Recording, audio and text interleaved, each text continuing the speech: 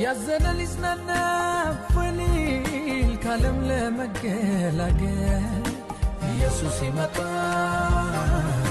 ጌታ ይመጣ ሞላና ጎደለ የሌለበት አንድም ይኮንበት ኢየሱስ ይመጣ። እግዚአብሔር ወደማንፈልገው ይውሰደን። ከዝግጅቱ ክፍል ኤልሻዳይ ኢየሱስ ይመጣል። ብዙን ጊዜ እኛ ሰዎች የምንወደውንና የምንፈልገውን እንጂ የምንጠይቀው፣ ነገር ግን ቢቻልስ ከምንወደው ይልቅ የምትወደውን ከምንፈልገው ይልቅ የምትፈልገውን አድርግብን፣ ባያስደስትም ግድ የለም እሱ ነው የሚሻለን፣ በዚያ ውስጥ ይወስላለሁ እኮ ነው ቃሉ እንደሚል ለእናንተ የማስበውን ሐሳብ አውቃለሁ፣ ተስፋ እሰጣችሁ ዘንድ የሰላም ሐሳብ ነው እንጂ የክፉ አይደለም የሚለው። ሂዱ አላቸው። እስራኤላውያን የት ቢሉ ወደ ባቢሎን አላቸው። እነሱ ግን የለም ለእኛ በኢየሩሳሌም መኖር ይሻለናል ብለው ማሲንቆቻቸውን ሰቅለው አለቀሱ። ጌታ ግን የሚሻሉንና የሚመቻችሁን እኔ ያውቃለሁ፣ ዝም ብላችሁ ሂዱ አላቸው። ወገኔ ሆይ ጌታ ካንተ ወይም ካንቺ ይልቅ የሚበጃችሁን ያውቃል። አትከራከረው። እኔ ሕፃን አይደለሁም ጣቴን አልጠባም አትበል። የሚበጅን የሚያውቅ እሱ እግዚአብሔር ነው። አንዳንዴ ወደ ፍላጎታችን ወደሚያምረን ሐሳብ ለቀቅ ቢያደርገን ጥሩ ነው። እንደ ጥላ እየተከተለ በዚህ ውጡ በዚህ ግቡ ባይለን አይምስላችሁምን? ነገር ግን ጥፋት አለው፣ ይቅርብን። እግዚአብሔር ግን ሕይወት እንዲሆንልን እንዲበዛልንም አስቦ ተናገረን። ስለ ቸርነቱና ጥበቃው ጌታ ይመስገን። የነነዌን ሕዝብ ስትመለከቱ የአሦራውያን ዋና ከተማ እንደነበረች በጊዜው አቆጣጠር ሁኔታ 120,000 ሕዝብ እንደነበረባትና ግራቸውንና ቀኛቸውን ለይተው የማያውቁ ሕዝብ እንደነበሩ፣ ይህን ሲባል ግን ደግሞ የሚመራቸው አይኑር እንጂ በሕሊናቸው ውስጥ ባለው ሕግ እግዚአብሔር በሥራው ጻድቅ ይሆን ዘንድ በሰዎች ውስጥ ሕግ እንዳስቀመጠ፣ ወደ እነዚህ ሰዎች የላከው ደግሞ ዮናስ የሚባል ሰው እንደነበረ፣ የስሙ ትርጉምም ርግም ማለት ነው። እንደ አገልጋይ ጊዜውን ለሰጠና ጊዜውን ላልሰጠ ማለትም አንዳንዶች ጊዜ መስጠት አይመስልም። ዝም ብለው ሲሰጡ ፀሐይ ሲሞቁ በጊዜያቸው ሲቀልዱ ነው የሚታዩት። ጊዜያችንን ሰጠን ብለው እንደሚሉ የዋህነት የአገልጋይ አንዱ ባህሪ መመዘኛው እንደሆነ ጌታም ሲናገር እኔ የዋ በልቤም ትሑት ነኝ እንዳለ በምን ብንል በውስጥ ጉዳይ ነው። ስለዚህ የዮናስ ስብከቱ በ3 ቀን ነነዌ ከተማ ትገለበጣለች እንዳለ እግዚአብሔር ለሰዎች የቀን ቀጠሮ መስጠቱ ለቁጣ መዘግየቱን አመላካች ነው። ሁላችን ባየለንበት ቦታ ማንነታችን ሳይገድበን ንስሐ ልንገባ ይገባናል። በተሰጠን የጊዜ ቀጠሮ ንስሐ ባንገባ እግዚአብሔር ባዘጋጀው ሰው እጅ በዓለም ላይ በጽድቅ ይፈርዳል። እግዚአብሔር ጻድቅ ነው። በደረሰብን ነገር ሁሉ ጻድቅ ነው። ግር ባለን ነገር ሁሉ ጻድቅ ነው። 1-2 ጊዜ ከሰው ጋር እንዲያለ ነገር ያደርጋል። ሰው አልሰማ ካለ የሚቀጥለው ነገር ይቀጥላል። እግዚአብሔር በሥራው ሁሉ ልክ ነው። በሕይወታችን በሆነብን ነገር በደለኛ ልናደርገው አንችልም። እግዚአብሔር ደጋግሞ ተናግሮናል። እምቢ ብንል ይቀጠናል። ደግሞም በሆነብን ነገር ልንስማማ ይገባናል። ጌታ በማንኛችን ኑሮ መራራ ነገር አላደረገብንም። እንዲያውም መራራ ነገራችንን አጣፈጠልን እንጂ ምንም ባልነበረን ጊዜ አንስቶ ሰው አደረገን። የሰው ኃጢአት ሲበዛ የእግዚአብሔር ሚዛን ይወርዳል፣ እንደ ክብደቱ መጠን ማለት ነው። ኃጢአታችን ወደ ላይ ከወጣ የእግዚአብሔር ቁጣ ወደ ላይ ወጥቷል ማለት ነው። የኃጢአት ደሞዝ እርግማን ነው፣ ሞት ነው። በረከት ይሆናል ብላችሁ አትጠብቁ። በኃጢአት መንገድ ሰው እየሄደ አይዞ በርታ ይከናወንላል ይሉታል። በዚህም የኃጢአተኞች እጅ ይበረታሉ። አይዞ ወንድሜ እግዚአብሔር አይጥልህም ይወዳል ሃሌሉያ ይሉታል። ተመለስ ከማለት ይልቅ ጌታ ግን ከምክሩ ይመልስልናል። ኃጢአትን አናብዛ፣ እንመለስ፣ እልከኛ አንሁን። እግዚአብሔር ሲናገረን እሺ ብለን እንመለስለት።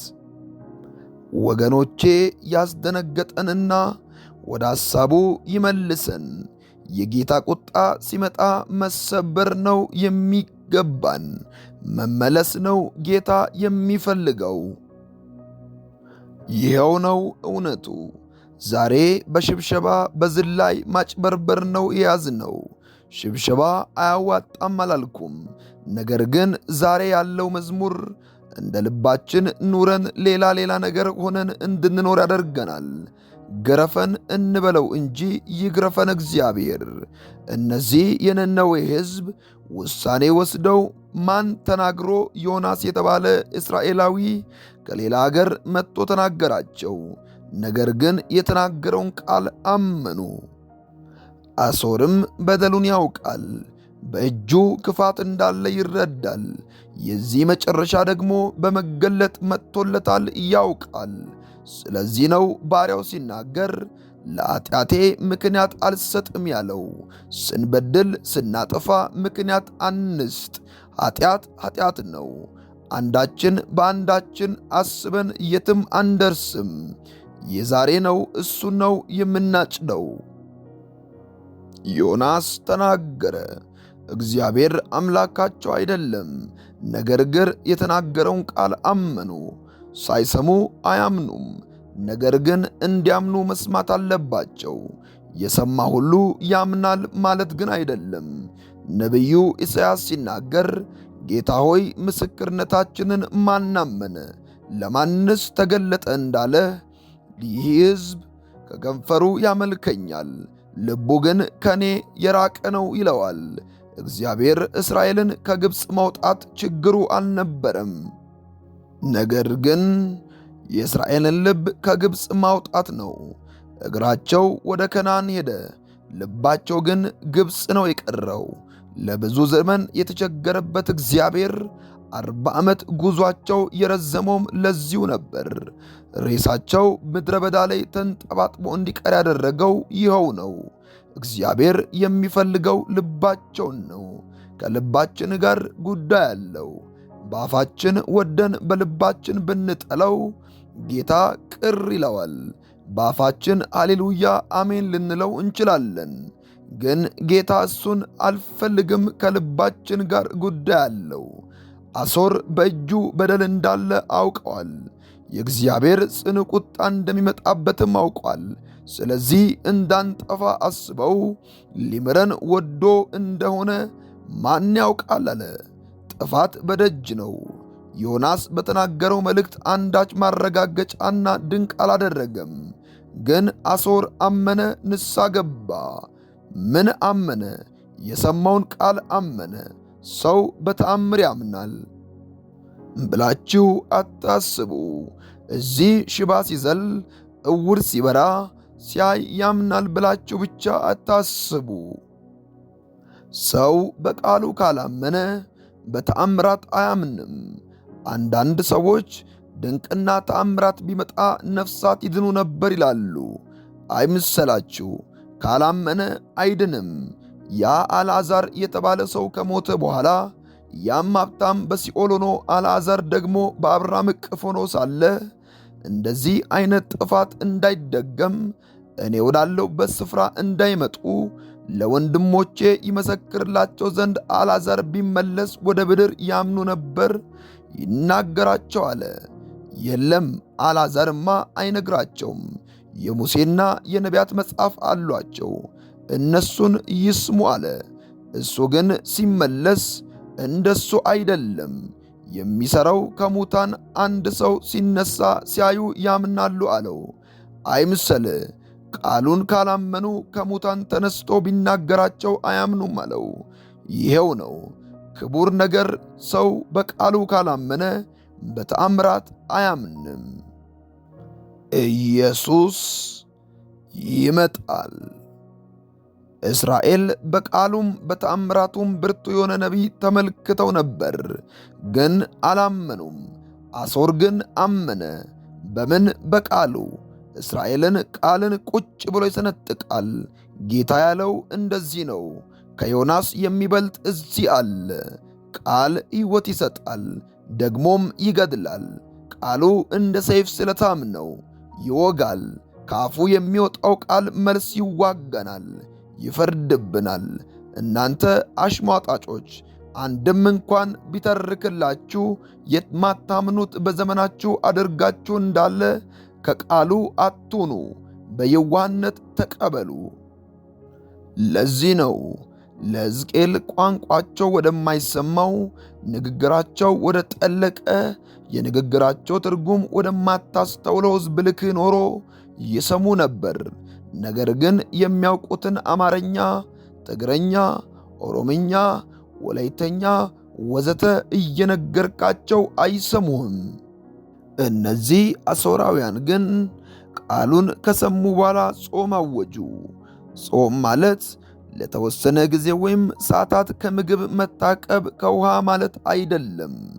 አንዳንዱ ካጠገቡ አንዳች የሚያክል የበሶ ጁስና ምሪንዳ ከጎኑ ሸጉጦ ነው የሚጾመው። ይህም ቢሆን ክፋት የለውም። ግን መጾም ማለት ከማንኛውም ነገር መታቀብ ማለት ነው። ለ3 ቀንና ሌሊት አትብሉ አትጠጡ እንዳለች አስቴር አሦር ያደረገው ይሄኛውን ነው። ነፍሱንና ሥጋውን ማድከም፣ የሕይወት እንቅስቃሴ ማድከም። መዝሙረኛው ነፍሴን በጾም አደከምኩ እንዳለ ሁሉ ጾም ሐዘንን መግለጫ፣ ምሕረትን መለመኛ፣ ሐዘንንና ጸጸትን ማሳያ ነው። አንዳንዴም ስለምን እንደምንጾም አናውቅም። ቤተ ክርስቲያን የ3 ቀን ጾምና ጸሎት አውጃለች ይባላል። ስለምን እንደምንጸልይ አይነገረንም። ምን ሰምተን ነው የምንጾመው? ካልተማመንን እንዴት እንጾማለን? ጾም ያለ ምክንያት የምግብ ማቆሚያ አድማ ይሆናል። ስለምንጾመው ነገር ገብቶን ነው ወደ እግዚአብሔር የምንጮው። ይህ በቀን 3 ጊዜ እንኳን የማይበላ ሕዝብ ስለምን እናደክሟለን? ባይሆን ያገኘውን እየቀረጠፈ ይሙት እንጂ ለምንድነው የምናደክመው? ሳይገባው አታጹመው፣ ገብቶት ይጹም። ጾም ደግሞ ሆን ብቻ አይደለም፣ አፍ፣ ዓይን፣ ሌላው ነገር ይጾማል። ጌታም ያለው ይህንኑ ነው። ዛሬ ቃሉን ያልሰሙ የጾሙን አዋጅ ያውጃሉ። ከእግዚአብሔር የመጣ ቃል ሊኖር ይችላል። ታዲያ ሳይሰሙ ቢጾሙ ምን ይጠቅማቸዋል? ባላመኑት ነገር ጳውሎስ ለሮሜ ሰዎች ሲጽፍ ያላመኑትን እንዴት አድርገው ያምኑታል? ያልሰሙትንስ ነገር እንዴት አድርገው ያምኑታል ያላቸው። አምነንበት የምንጾመው ጸሎት አይጎዳንም። ጾም ለሰው አይደለም፣ በስውር አይቶ በግልጽ ለሚከፍል አባታችን እንጂ። ደግሞ እውነትንና መመለስን የሌለበት ጾም የምግብ አድማ ይሆናል። የእስራኤል ሕዝብ ሲናገሩ አንተ ስለምን ጾምን? ስለምን አልተመለከትንም? ቢሉት እግዚአብሔር መቼ እኔ መረጥኩት ጾም የሆነና አላቸው። ሌላ ነገር መለሰላቸው። ብዙ ጊዜ ለጾም ሳይሆን ለመብላት ነው የምንጾመው። አንዳንድ ሰዎች ይጾሙና አጠገባቸው መጽሐፍ ቅዱስ እስከነ ማጣቀሻው ሌላም ማስታወሻ ካጠገባቸው ያስቀምጡና መጽሐፍትን ያገላብጣሉ። እነሱም በእግዚአብሔር እጅ ይገላብጣሉ። ታዲያ በጾማቸው ወቅት ሌላ መጽሐፍትንና ወረቀትን እያነበቡ ጾምን ይላሉ። ይህ ማለት ምንድን ነው? ቁርሴንና ምሳዬን ለበኋላ አስቀምጡልኝ ማለት ነው። ጾም ለእነዚህ ሰዎች ማታ ሲጨርሱ አንድ ላይ ደርቤ እበላዋለሁ ማለት ነው። መጽሐፍ ቅዱስ ግን ያለው ጾም በጾም ጊዜ ምግብን ለተራበ ስጥ ነው ያለው። ፈንታዬን ስጡልኝ እንጂ ፈንታዬን አቆዩልኝ ማለት አይደለም። እኛ ደራርበን ለመብላት ነው የምንጾመው። የነነዌ ሕዝብ ከሰሙት ቃል የተነሳ ከንጉሡ ጀምሮ እስከ ታናሹ ድረስ አመድ ለብሰው ዝቅ ብለው በድለናል አሉ። ከታላቁ ስንል ትልቅ የሚባለው ራሱን ዝቅ ያደረገ በቦታው ተኮፍሶ ተቆምጦ ዓመታትን በእግዚአብሔር ቤት ተቀመጥኩ የሚለው አይደለም። በእኛ አገር ያለው ችግር ይሄ ነው።